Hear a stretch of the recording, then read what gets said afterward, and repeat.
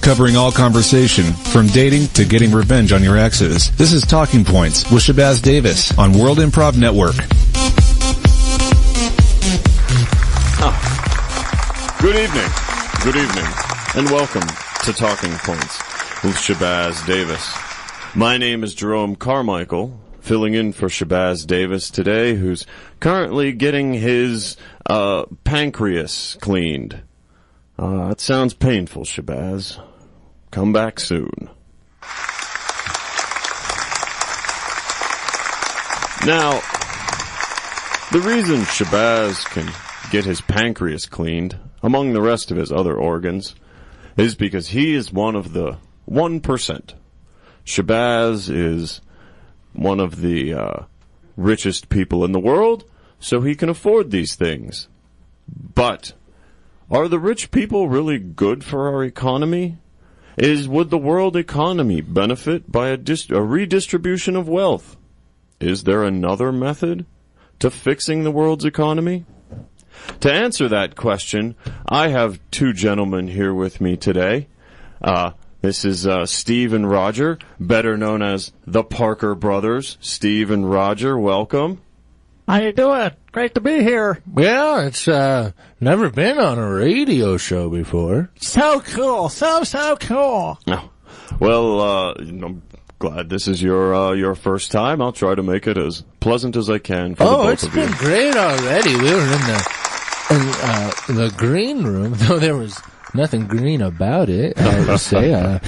And they had like a cheese platter with some deli meats, and we hope you don't mind, but we went to town. The white cheese was really good. I ate all the white cheese. It was really good. Yeah, Roger really likes the Swiss and the provolone, and oh, that's what they call that. Oh yeah. That's what you were eating back then. The white cheese. Oh, that's my favorite. Havarti. That was another one on the platter. Yeah, Havarti. Well, I'm glad you two enjoyed it. That's what it was there for. Am I close enough to the microphone? I can hear you loud and clear, Roger. I can back Roger. up Nope. if you'd like. Right where you were was perfect. Am I going to be spreading bacteria on the microphone there, staying this close? It's okay. We're going to clean it when you're done. Oh, okay. Yeah. If you want us to do anything for you else, just let us know. This is great. It's more natural for me to be at conversation distance. Well, yes, but Roger, I'm going to have to ask you to get up there and close talk on that. All mic. right, is this better? That works just perfect. Okay. Do you want me to be right about it like I'm making out with this pile of money? That sounds perfect. Right, Steve, thank you. Now, you mentioned a pile of money. You two have devised, dare I say, brilliant plan for educating all of us about the world's economy and possible solutions using your invention, Monopoly. Yeah, that's right. Yeah, that's right. We sat around one day and we were thinking that, gosh, things are just not all that great out there, and it could be a lot simpler and a lot more efficient and better if we just controlled it all under one roof. So, it controlled it all, meaning the world economy. Yeah, that's right. The markets, stocks, bonds, all commodities. Yeah, that's right. Anything that can be, something that can be traded is what he's trying to say. That's right. Capital.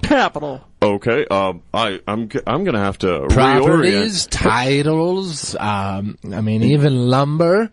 Even water's a commodity these days. Oh, and clean sure. air, as you can tell in China, they got some problems with the air over there. Yeah, or salt. That's, you could trade. Anything you can trade. Sand, There's sand that can be traded. There's sand mafias that have been popping up because of the lack of beach sand to make stuff. And people, you're not supposed to. It's illegal in a lot of places. Well, but it is legal in pretty other much places. everywhere. Well, actually, no. Yeah, he's right. Yeah, we've done the research. Oh, yeah. Well, okay, I gotta say, you gentlemen have taken me a little bit by surprise here. So you're proposing an actual monopoly. A world monopoly. Worldwide. Oh. Imagine the monopoly board, right? But instead of Baltic Avenue, okay, you've got Brazil. That's right. So you can develop Brazil as you see fit, or not you, but we would be in charge. Oh, now, would you be in charge of the whole board?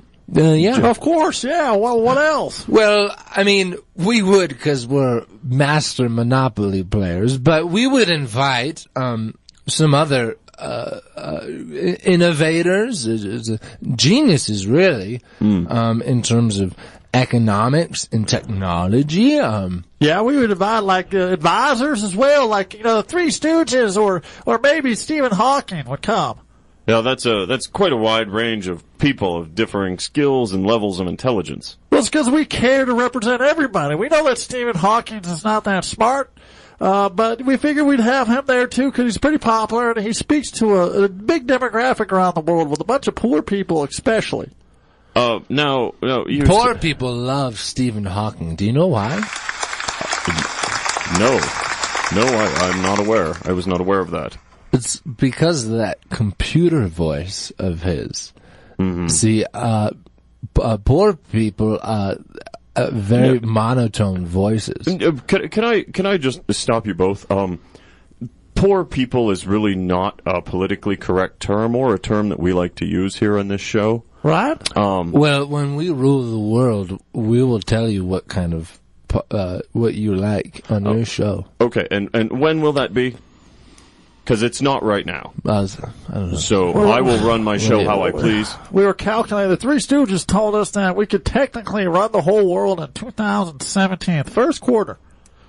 So that gives us, I don't know, a good year and a half. Yeah, and that's what Curly, I mean, that was his hypothesis. They're actually quite divided, the Three Stooges. They are. Well, I mean, there always seemed to be a lot of conflict between the three of them.